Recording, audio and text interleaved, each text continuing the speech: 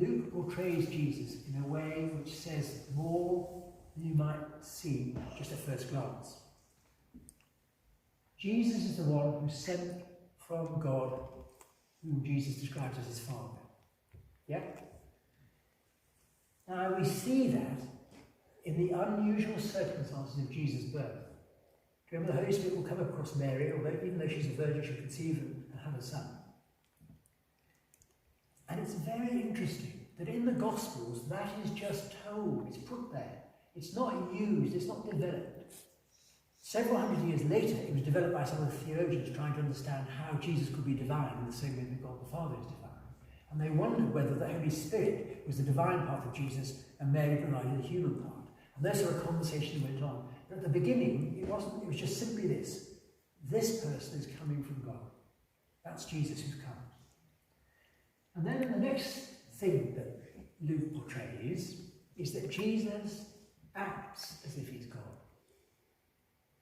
Can you think of anywhere where Jesus does something that only God can do? He gives sin. Yes. He forgives sins. He raises from the dead. Can I come to that in a minute? Let's just stick with forgiveness of sins. Jesus forgives sins. That is something only God can do. He forgives them. And some of the Pharisees said exactly that. You forgive sins. Only God can forgive sins. And instead of actually drawing the conclusion, well, maybe there's more to Jesus than you think, they said, this is blasphemy. Jesus is pretending to be God. So it was half recognised, but it wasn't drawn out. That your point was he raises people, Lazarus from the dead. Yeah. I would suggest that that's in the... Jesus lives as a Spirit-anointed Messiah. And certainly, by the power of the Spirit, others can raise people from the dead. Because the Spirit, I think, gives that... You'll see it in other parts of the New Testament, in Acts. So that doesn't necessarily point to that, but it's certainly a strong pointer, but it doesn't quite get you all the way. Whereas the first one, forgiveness of sins done. And any other examples? Not stilling the storm. Stilling the storm, yes. Jesus had power over the elements. The Greeks, he actually rebuked them. He said, stop. And they stopped, and it became calm. That's pretty neat. Really? The feeding of the 5,000. He did that. What would that tell you about Jesus? He's the creator, God. He can create food from nothing. From nothing. All right. You could have this parallel with manna. God sending manna in the desert. Yes. Yeah. Okay. God sending manna in the Old Testament. When another example is Jesus casting out demons. Now, what is interesting is this.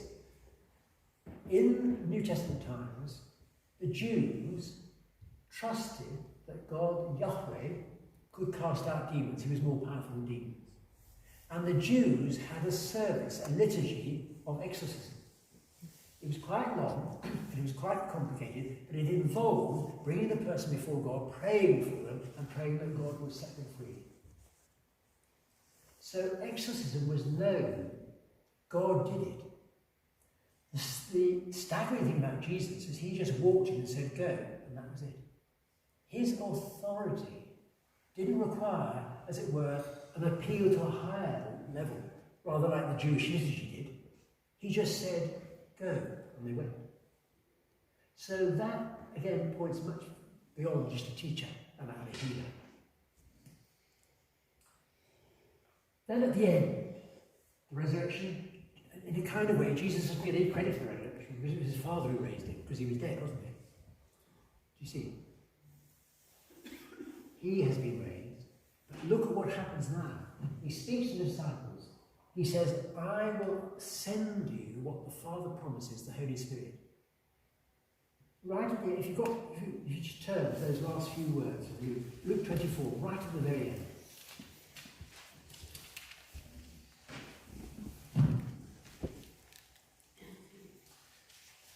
page, is it 87 in the New Testament.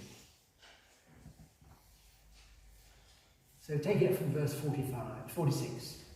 Jesus explained, as is written in the Old Testament, the Messiah should suffer and rise. The repentance and forgiveness of sins be proclaimed in his name to all nations, beginning from Jerusalem. You are witnesses of these things. And see, I am sending upon you what my Father promised. So stay here in the city until you've been clothed with power from on high. I was waiting there until Pentecost. Then he led them out as far as Bethany. He lifted up his hands and he blessed them. While he was blessing, he withdrew from heaven. Verse 52, and they worshipped who? Jesus. Him. The arc of the Luke account of Jesus begins with this person who appears as a baby and goes through all the misunderstandings of his life. The people, the disciples, the Romans. Finally, at the end, it is recognized as, in some way or other, the one to be worshipped. Jesus, the one we worship. Jesus, the Lord. And that was quite staggering. And it took years to try and put that into words so you could hold it all together. And literally until one of the ecumenical councils. But this is what was going on. They were worshipping, and you only worship if you're a good Jew, God. You didn't worship anybody else. You didn't worship the teachers, the prophets. They were worshipping Jesus. And when he left them, it says, and they returned to Jerusalem with great joy. Now Jesus says here, he is actually the burden. He is what you are witnesses. You have seen what I've done, and you are the witnesses of these things, and that is what you're going to preach. So finally, Jesus is the focus of the preaching of the church. The church, the Christian story, is very, very Jesus-centered.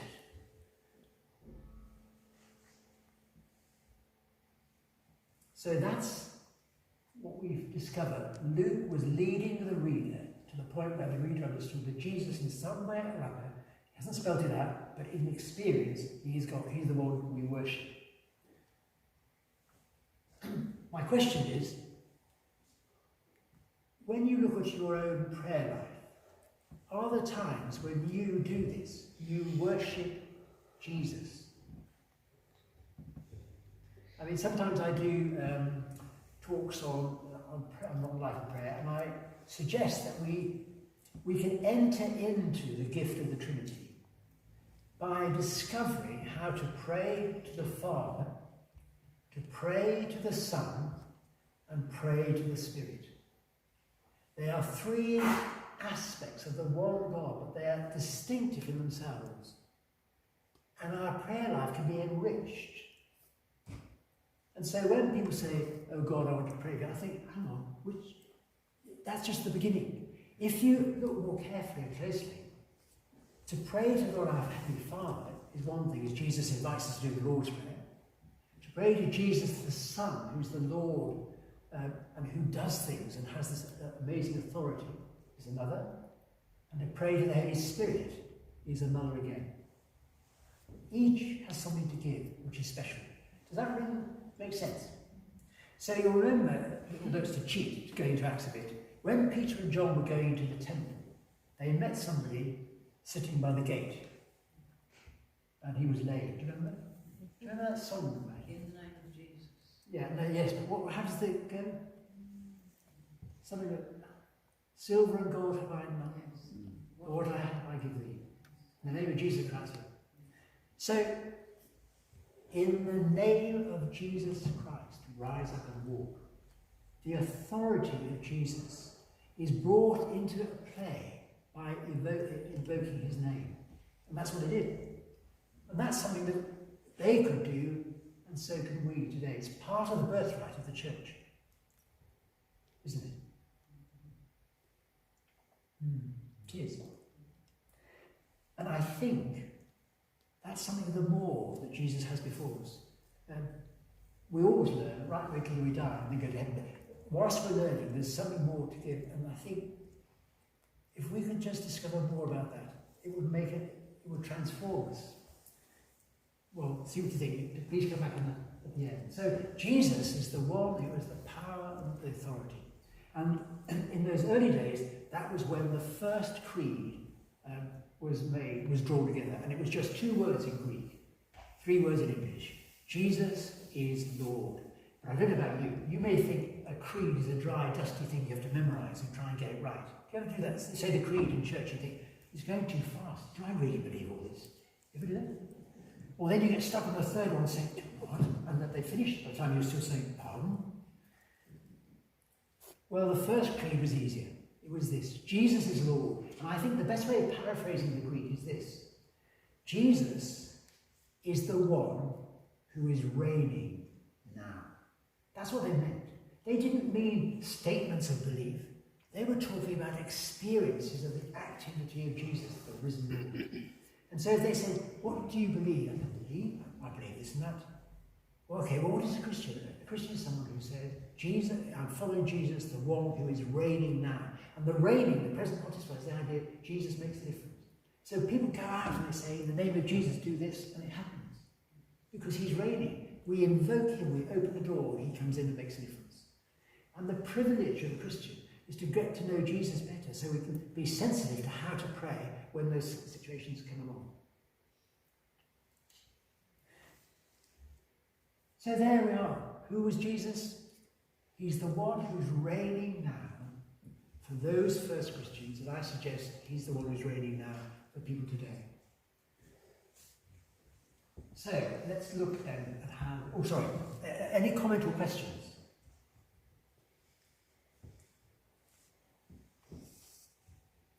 All right. Okay. Yes. Why is it then, in reality, that we don't talk about Jesus more? I think my understanding, the question was, well, why is it we don't talk about Jesus more? And I think it comes from 2 streams of thought. The first is that by being part of a country which went through a period of Christendom, we thought, when we used the word God instead of Jesus, everybody meant God the Father, Jesus. And so we were trying to be more inclusive, trying to represent the Trinity in one statement. And so what we did, we lost out with the uniqueness of what's inside that, and had this rather bland idea of God. And I think that's the first thing. And the second is that people think that if you say, I believe in God, and somebody says, so do I, you think you've built a bridge of communication. And so it's a kind of missionary imperative to find common ground. And I think I understand the imperative, but once you've crossed the bridge, what's this God like? The only way you know is by looking where God has revealed himself, that's in Jesus. So there's a rediscovery, in my experience, going around the churches and talking to individuals. The people, I have to say this sensitively, because I think it's a privilege to be able to explore the life, what Jesus means to you. The churches where people have an experience of that being a friend of Jesus actually seem to attract others, particularly the younger generation, who can relate to that. Whereas if you say, I believe in God and go to church, people say, yeah, well, I play golf. You know, that's your hobby, this is mine. What is relevant for somebody else by just saying, I believe in God? It's too bland. And so I think we need to rediscover who Jesus is, and then discover, if we follow him, what he'll do in our lives. Yeah? So, in a postmodern world in which we now live, we are much closer to those days in the New Testament, where there were all kinds of belief systems going around.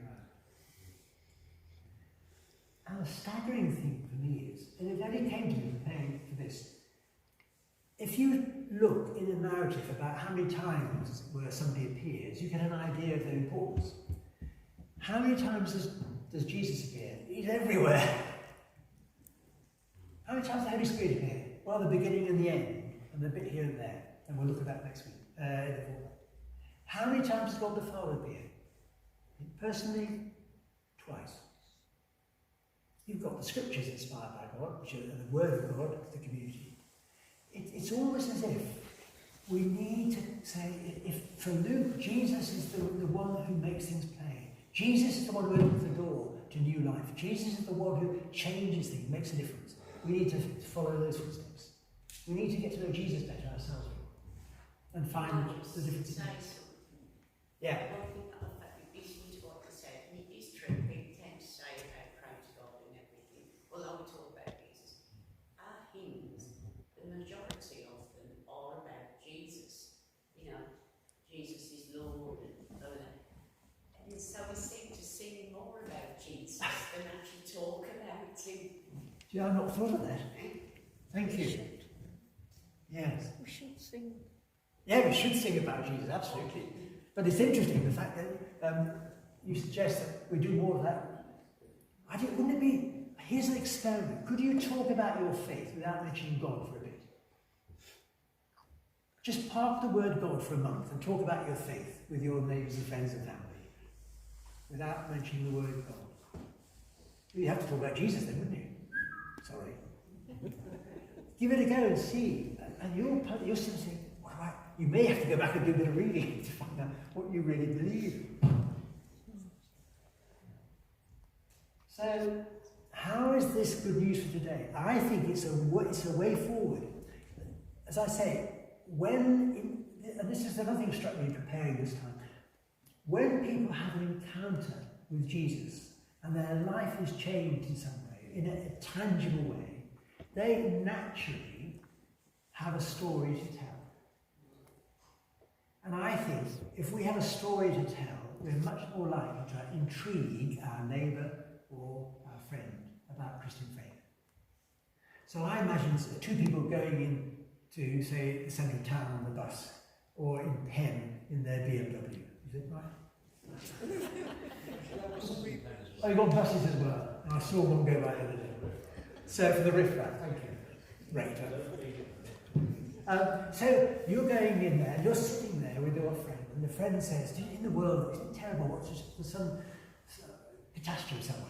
And you say, yes, it's terrible. And we've given some money raised and sent it off to one of the relief appeals. She says, I don't know, she said. And you go to church, don't you? I said, well, you say, yes. How can you say that God is a God of love and all these terrible things happen? And at that stage, it seems to me a lot of people are flummoxed. And what I think is the honest answer is to say, do you know, I think the same. I don't know how God's love can be squared with what goes on. But I'll tell you this, I have found, since I've started to follow Jesus, my life has changed for the better. And if your friend is awake, they'll say, get away. And you'll say, and this is the key thing, but I wouldn't presume to push it on you. Go on then. No. Go on, tell me. No. Oh, all right. And then you tell your story, the difference Jesus has made for you. And they say, really? We had another woman at our outfit last night who said, you know, it's coming together. I heard somebody talk about the faith. I thought, do you know, I'm on that journey too. And I can't put it into words yet. It's all scrambling. But she said, I feel more peace. I'm more loving towards people. It is just lovely to see these people beginning, the green shoots starting to show. And I think I may have, did I tell you about the lady whose character was changed by Jesus and her husband complained? Okay. I was a curate, innocent in those days, and I was doing confirmation preparation with some young nuns in their homes. And Dawn said, Frank, my husband, he's on a different shift. He's a postman, and he's on the other shift, so he's at home. Could he sit in on our little Bible study? And I said, yeah, of course. So there was Dawn and Frank, and we did something like, what's a real Christian? Well, a real Christian is somebody who is entrusted themselves to Jesus, and is going to follow him wherever Jesus leads him. Right. And then we had coffee. So I went over to Frank while the ladies were chatting, and I said to Frank, what did you make of that? God, he said, I've heard all that before, he said. Oh, I said. He said, I went to a church school and they drummed it into you. And I thought, oh dear. He said, but I've got a question for you, he said. I said, what's that? He said, why is my wife different? And I looked. Now, Dawn, who must have been the other side of the room, could tell that something was happening, so she drifted across. And so, to get this right, there was Frank with his cup of coffee and me with my cup of coffee, and Dawn pops up behind him. He didn't know she was there. And she was just looking over his shoulder. He said, my wife, ever since she started this finding out about Jesus stuff, is different. Oh, I said. She said, do you know my wife? She's got a flaming temperament. Really? I said, I've never seen that at all. And I looked at my back, and all I saw Dawn went, like that. Very right. He said, when she gets really cross, she throws things. And the kids and I, we go upstairs and we lock ourselves in our bedroom. And I thought, what? And I looked and she went. And then he said, but since she started following Jesus, she doesn't lose her rag like she used to. She's calmer. And she doesn't throw things. I was thinking maybe the Lord spoiled her aim. He didn't need to because she wasn't throwing things anymore. Really, I said. And then Dawn was so enjoying the conversation. She said, I'm not sure that's true. He said, it is, you're different, dear, he said. Because everybody who starts out as Christian, they begin to think, how useless we all are when we start. And so she was quite hard on herself, but the others, the family, noticed, and it's the family that know you best of all. She was different because Jesus was changing her, and that was her story. And that's open to us all. And that's what Luke's saying. This Jesus who's changed these people, the characters of the New Testament Gospels, is the same Jesus who will change people today. If we see that he's involved and interested, he has the power and authority to do it. That's what Luke's wanting. He wants you to be really sure that what all of this is about is true. So that's the first thing. He takes the categories, Jesus does, and explains them all over again in language which fits those days and ours. Luke shows that the kingdom of God is wherever Jesus heals, delivers, debates, worships. Wherever he demonstrates the reign of God. I think I mentioned in one earlier talk that healing, I think, is a very good litmus test for the church in the 21st century in a scientific stroke post-scientific era. Because healing is one of the areas where the people who are not Christians cannot explain it. And if we have explored and learned how to pray so that the Lord heals, and people are healed, it actually makes a difference. And it wakes up people who think the science can explain everything, because they just can't explain that. So there's an apologetic side of healing as well as the blessing of the person who's healed. And so when I go, I don't know how you do healing here. Healing is ordinary mainstream stuff for the church. But we in the West, because of the whole Enlightenment legacy, have actually put it on one side. And the thing that happens when you put something on one side is the enthusiasts get hold of it. But the enthusiasts don't really read scriptures very carefully. The enthusiasts don't do proper theology. So they then start making up their versions of why it happens and how it happens. And so that you may have heard some really wacky people who've healed people. And the reason is because in the mainstream we've neglected it. We've let them. We haven't served them well.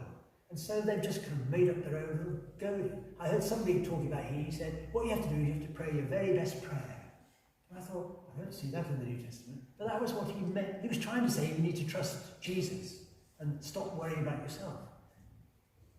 So this is something that's here on offer by the Jesus who is reigning now. Actually, let me just finish that. I'll say one more thing about healing. I think it's to try and demystify it. The secret for prayer for healing is this. In one sentence. Would you like to know? Okay? When you pray for somebody, say, Lord, I know you love them.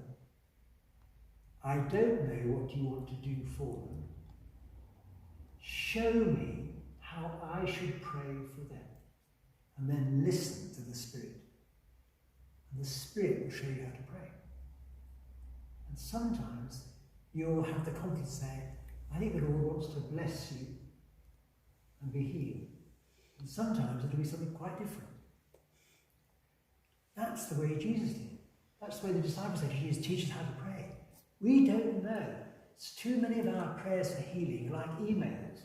We decide what the output should be, and we say, dear God, please heal Jenny, love Fred, and ping the email off. It's a relationship, it's not a contract. And so, we listen and pray as the Spirit shows us how to pray. And I think that's what happened for Peter and James when they go up to Peter and John, they go to the temple. They didn't know what to do, they'd never seen this man before in their life. And the Spirit showed them how to pray. And just to be really clear, my experience is that I have both been led by the Spirit to stop praying for healing. Can you imagine that? Because the Lord said, I was praying for somebody with cancer. And as I prayed and listened, the Lord said, I want you to pray that she will be my witness. So I stopped praying for healing, and I prayed that she will be a witness. And she was magnificent. She went into hospital, into the cancer ward, and she went around to others telling how she loved the Lord loved her, and she knew that when she died, she was going to glory. And this wretched body that was letting her down would be over with and done with. And her hope and the radiance of her hope brought encouragement to lots of people in that ward who were also on the cancer ward, knowing that this may be the final lap. And that was what the Lord wanted. Do you see? Normally, when I say, oh Lord, just heal me, we don't know. We need to ask the Lord to show us. And other times I prayed, Lord, and people have been healed. One lady, I didn't even know what she was up to really. I sat there talking by her side, and in this conference, we were all going there to learn about healing, and she sat there, and at the end, then they said, if anybody here wants to be healed, put your hand up. And they put their hand up. And so she put her hand up, and they said, anybody near, and just pray for them. So I prayed, Lord Jesus, come and bless this lady in the way you wish. I didn't know what was going on. Just please bless her. Just bless her, Lord. Amen. She said, hey, David, she said, I can hear. And I said, yeah, I know, we just had a conversation. No, she doesn't understand. She said, I'm deaf in this ear, and I can hear with that. I can now hear in 2 ears. Really? Yes, she said. I said, okay, go and see your doctor and get your doctor to confirm it. Well, I never saw it again, so I hope she did. Because it makes doctors think when they say, you can't be doing that. Somebody else I know had arthritis and was prayed for and went to see a doctor when she'd been given a new sense of release. He said, you shouldn't be walking like that. She says, I am. No, you shouldn't, he said. And in his note, in her notes, he said, there's something I cannot explain, but I've told her to come and see me if it gets worse again. Well, I admire that, that's honest. Now, can I just say, this is part of what Luke's trying to get across to us all. We are part of a movement of Jesus who makes a difference. Okay, so, we're going the wrong way. Let's go back then to where we were. Thirdly, most people believed in God in Jesus' day, and Jesus showed that it is discipleship that is important, not belief. The word believe can mean just I believe it's true, and what so on. The word God can mean any kind of God, the kind of God you like. That phrase, to believe in God, I think has held Christians back from exploring what it means to be a follower of Jesus. So Jesus showed, and this is the interesting thing, the Jews amongst whom Jesus ministered were full believers in God. And Jesus said, I want to show you more. I want to give you more. And then finally, Luke, I suggest, says to hold Jesus in esteem is not enough. We are called to be witnesses, and we are, according to what he said, when the Holy Spirit comes, we are to be clothed with power from on high. We are witnesses who can actually be part of seeing things happen. Right.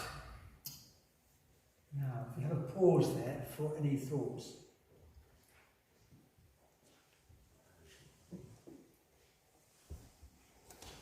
Before we get on to our Bible study.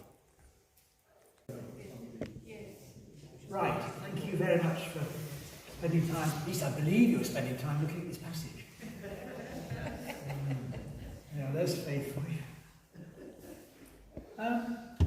First of all, should we just, if you'd like to offer, perhaps in a brief way, just what struck you and you felt, oh, that's fresh. And then we'll look at it in more detail. Just firstly, some of you, thank you all for that.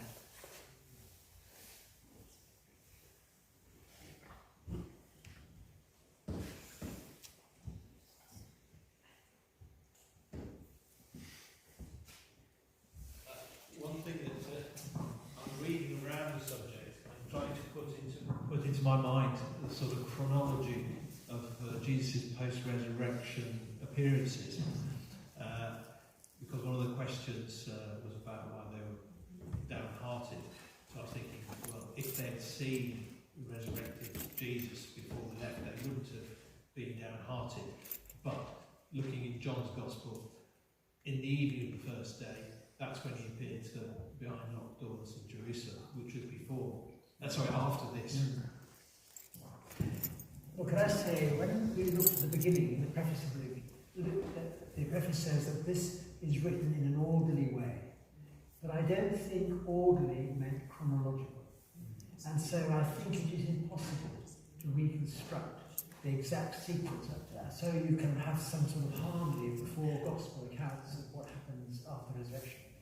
And it's not because it's impossible to do, it's because there was something more important that each of the gospel writers wanted to get across. So it's good fun trying. But at the end, I just say, well, Lord, you must remember, these gospels were written in different places, and when they were first read, they only ever knew one gospel. So we have a luxury of sitting there saying, this, that, and the other. So it has to stand on its own feet. And so, thank you for sharing that. It also gives brings to reality to us the fact that Jesus is everywhere. Yes. At one and the same time. Yes, thank you. Jesus is everywhere. I would want to push that a bit further. He was with them when they had supper, then he disappeared from there. Jesus was with them when they had the supper, Yes? and then he disappeared. Yes. They rushed back to Jerusalem to the disciples, and while they were talking about it, there was Jesus in the midst. Mm. But they didn't see him arrive, did they? Well, it doesn't No. appear that they saw him arrive, but he was there. Yeah. So presumably he came back with them. He He got there first. I think the way Jesus moves around in the resurrection period is not limited in the same way No, as that's right. pre. So I think we don't know how he got there, but I suspect he just decided he wanted to be there, and that was it. Yes. Yeah.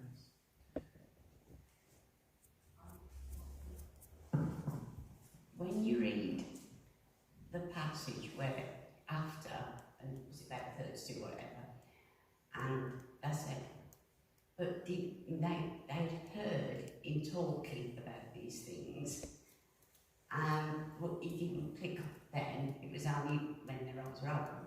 And I think that's a reminder to everyone that sometimes we can hear things, when you were saying about when people being healed and things like that, people can hear about it, but sometimes they actually don't see it in front of their eyes, and that's to remind us when we're going about to actually listen and not just hear what people are saying.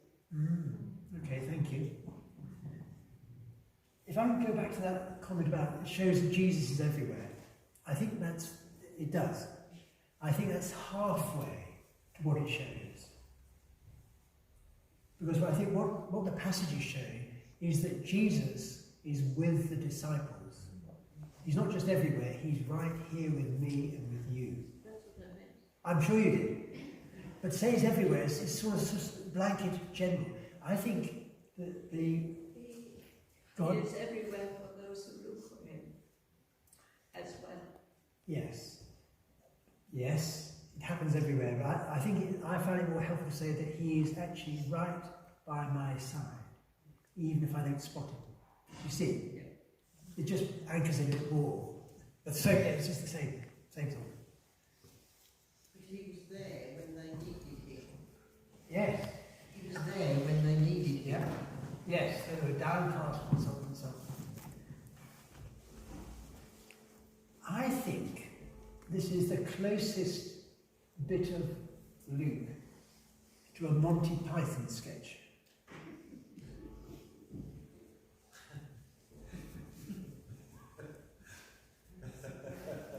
So, what have we got? Let's just, if we just take turn to start of verse 13. Not quite. On the same day, two of them were going to a village called Emeritus, talking to each other about all things. While they were talking and discussing, Jesus came near and went with them, but their eyes were kept from recognizing him. Now, do you see what has happened here?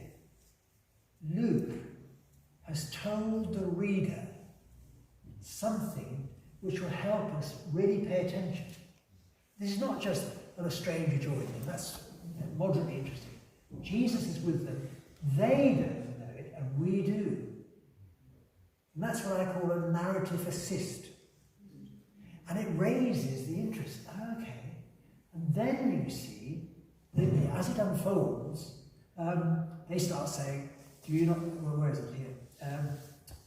Are you the only, verse 18, are you the only stranger Jerusalem who doesn't know these things? He says, what things? Well, there was this Jesus of Nazareth. Was there? Yes, there was. Oh, really? Okay, right. So, who was a prophet, mighty indeed, and so on, but we'd hoped he was one to redeem Israel. There's the Messiah theme. Yes, and besides all this, and up to that point, Jesus is walking along, they're just lost in their little world of lament. And Jesus is going, really? Okay. Yeah, have you heard of this Jesus? Who? Jesus. Oh, Jesus. Yeah, oh, okay. And there was I think they're still going, a group called Riding Lights who do sort of humorous retakes, and they could make that work with them completely oblivious. This is Jesus right there, and they're saying he's gone, you know. Oh, he's gone, yeah. Has he really? Yes, he has. Oh, yeah, right. You see how it can be worked out. Jesus is right by the side. And then, this is where it gets even more interesting. Look, verse 19, what things, and then verse, where is it? 22. Moreover, some of the women in that group have astounded us. They were at the tomb early in the morning, and they didn't find one, and they came back and they told us they'd seen angels, and the angels said he was alive. And then some went to the tomb, and they found it as the women said, but they didn't see him.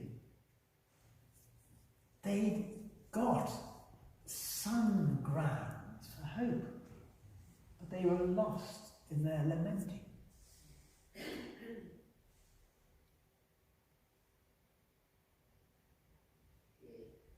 Destroying out of them what they believe.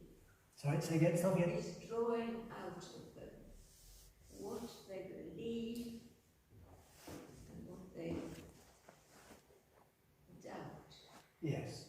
The doubt and the dismay and the disappointment and all of that. Yeah. As you were reading that again, it just struck me in verse 19, where it says, their eyes were kept from recognising him. Yes. Which sounds like it wasn't just a case of they were just, there's something more active preventing them from recognising Jesus, Yes. rather than just passively. Well, I've asked that question. What's the significance of those two phrases, their eyes were kept? That very question. I think that's the thing. If they would have recognised Jesus from the moment they set off, they would have had a completely different tale along They the way, would. because, so they've got Jesus. It was like Jesus wanted to know what they were really thinking of, and not, if I was to say, oh, he's very nice to your face, but you don't know if I really feel that, and that's not the case. I wonder what they really think. Yes. Okay. So are you then assuming that their eyes were kept, that somehow Jesus or God our Father had stopped them from recognising Jesus? Well, That's what it seems to imply. when you go, if you go to the little bit before, then only the ladies actually believed. Yes. All of the men, right, didn't. Yeah. And I think- You don't need to rub it in, but yeah.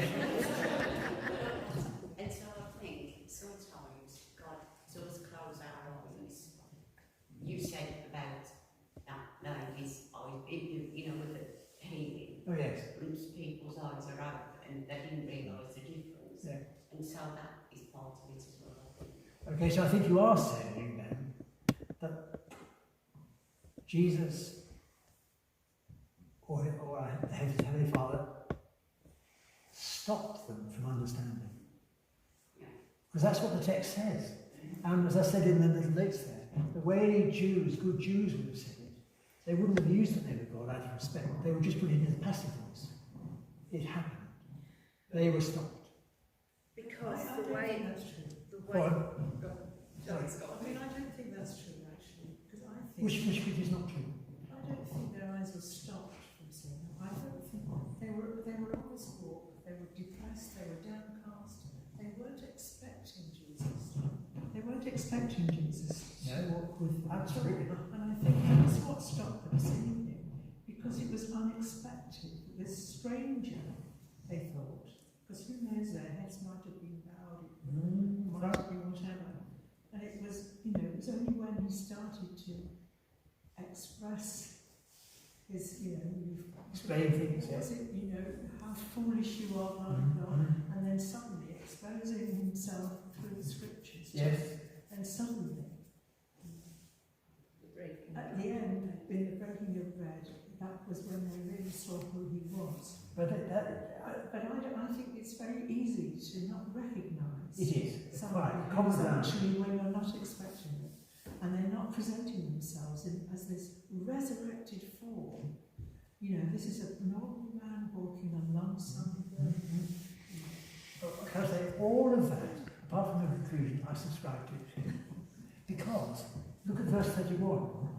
It implies there, their eyes were opened. There was something else going on about their eyes, as well as all of that. All of that, it makes complete sense. They're all misty with tears. Misty with tears. Yes, I agree. But the text does go that bit beyond it. That's what I'm saying. I think if you're right that God did stop them from recognising Jesus for that period, that then gave him the sort of opportunity to do all the explaining about how all the Old Testament scriptures fitted in. And he must have done quite a lot of that, I guess, after his resurrection, before he went away, for them to have their foundation of what they were going to then tell other people. So it was just like the start of that process. Whereas if he just appeared, they wouldn't have had that. Too easy, it's too quick. Yes. Can I say, the interesting thing is, we don't quite know.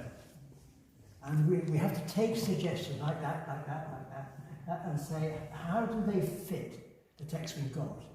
And then try and make sense of it. I'm not sure, I am sure the text there, any Jew reading that would say, that was God at work. That was the way they said it.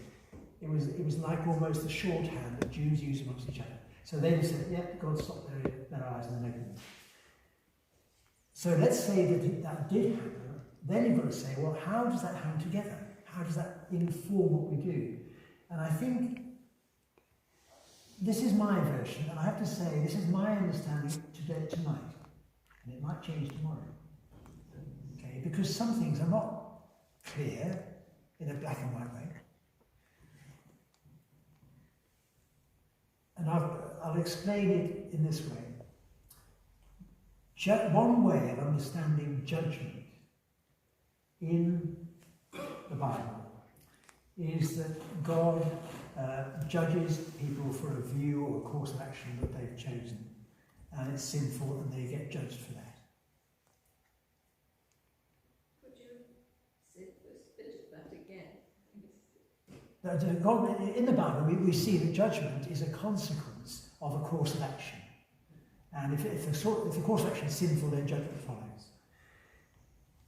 And I think if you look more at the ins and outs of that,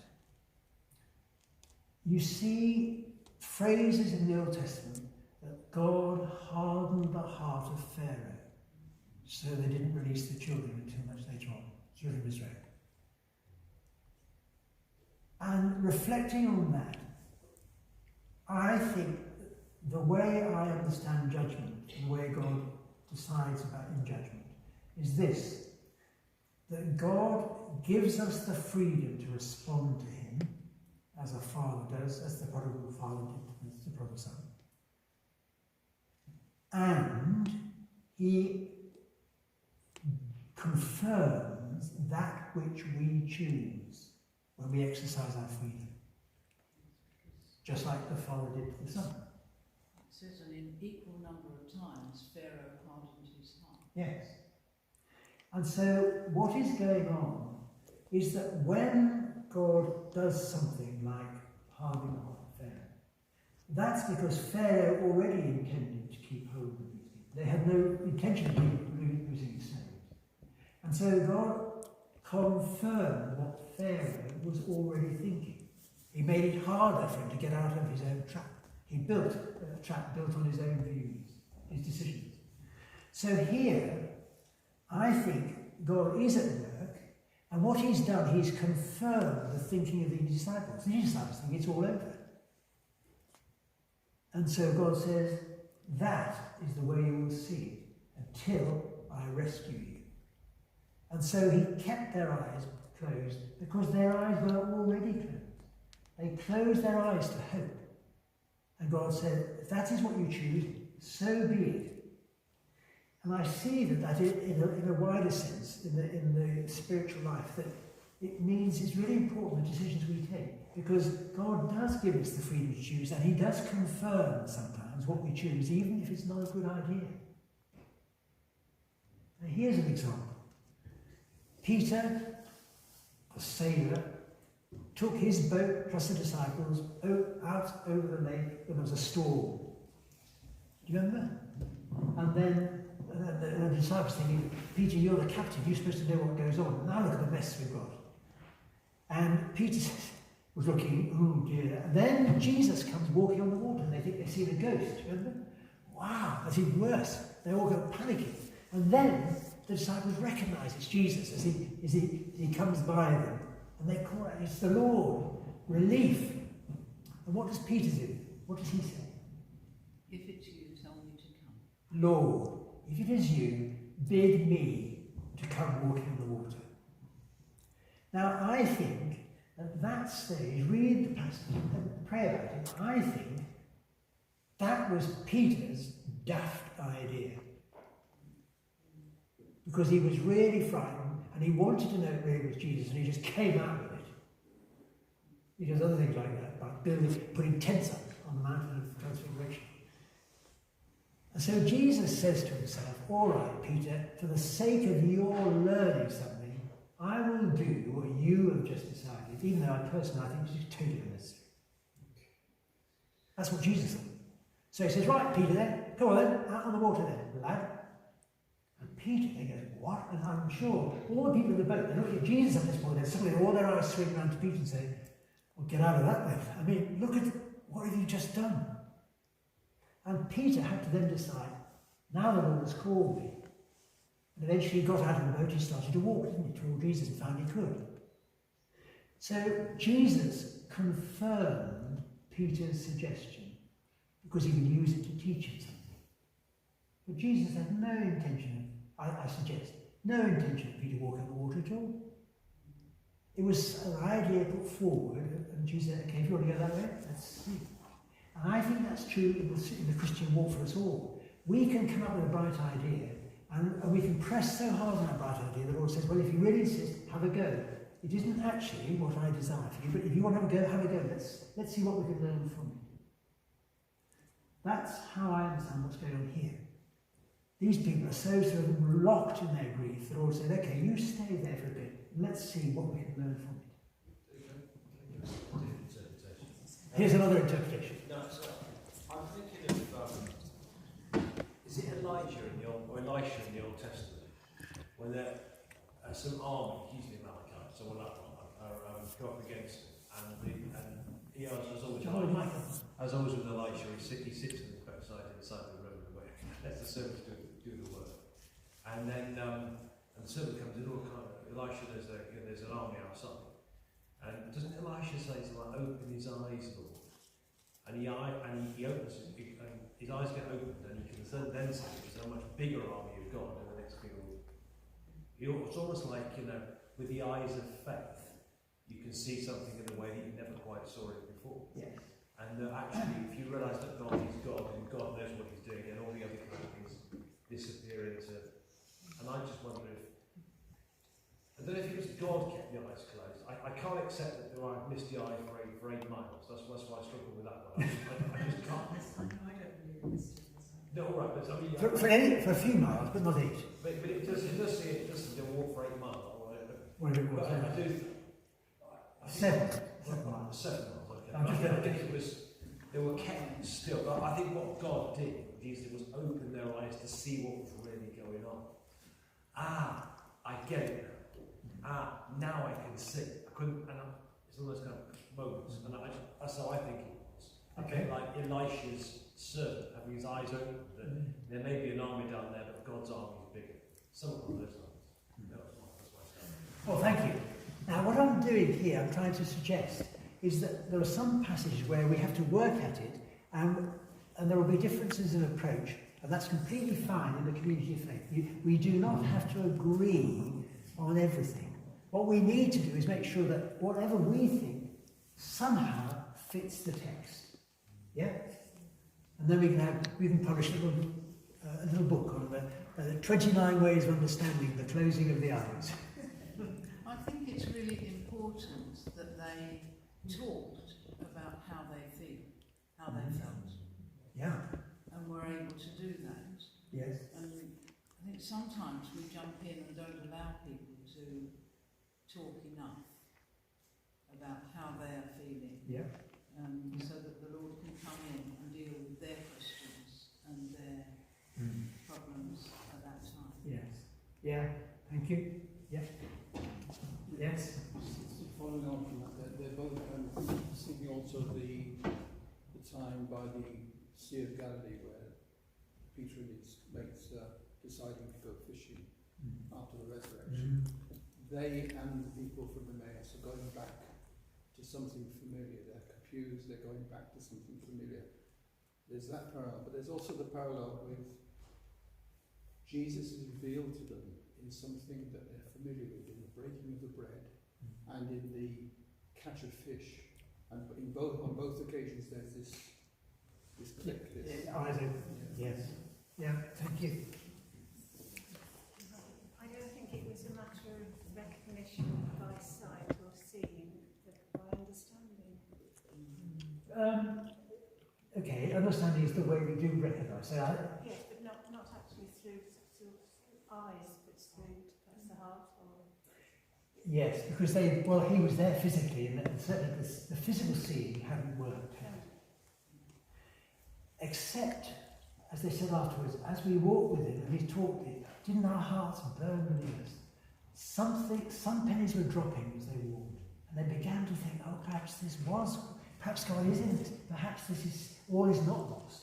I think that happened on the way. But actually, they still didn't say, how do you know all that? Well, looking at Jesus. Now, I'm suggesting that for Luke in his narrative, this is really important.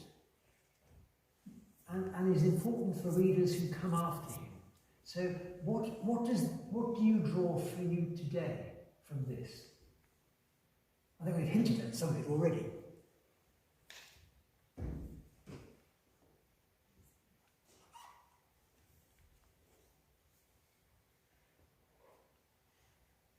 He's a very good listener. A good listener. And we don't always take advantage of that. Okay. So the Lord is a very good listener, and we don't take advantage of it. Okay, thank you. There is more in this than meets the eye. Yes. Yes. Yeah. More to be understood. Any other things that have struck I you? think if we open our eyes, we can see God, Jesus in everything. Yes. It's just that we are closed down very often, and so we don't see Yeah. God I agree. or Jesus. The eyes of faith. Through the eyes of faith, we see Jesus in the other person, in the stranger, in the elderly and the young, in whatever. Okay. So when our eyes are open. But we need our eyes to be open to the world. We can't go around with closed eyes and be all sad and pretending it's all bad. This is so much we can do to make it good, just with our individual relationships, etc. Okay. Thank you. And I don't believe God breaks his own rules either, so I also think that. You don't think God breaks his own rules? No, I don't. You're right. There's a whole conversation. Can we come back to that in a moment? No, I'm very happy to do it, but perhaps not just this moment.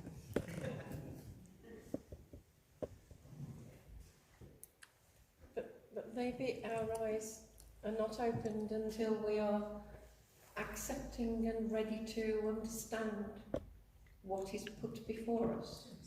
Yes, there has to be it's almost like a hunger, isn't it? A desire to be open to God, to be to the Lord, to Jesus. And we're all ready at different times and with different experience through life. So what might be open to you may not yet be open to me or someone else. Absolutely, yes.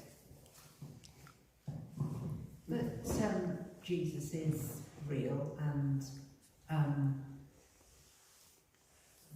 like I said before, walking with each one of us, and that he, if we're stuck and confused and muddled, he'll help us. Yeah, I think that's the plain sense of the text. That it is possible, even as a disciple of Jesus, to live through spells of time when we don't recognise him, and we don't recognise he's right by our side. And I think this was written for people who would come after Luke's Gospel. Jesus had already returned to heaven. Nobody was going to see Jesus again, physically, when he wrote this.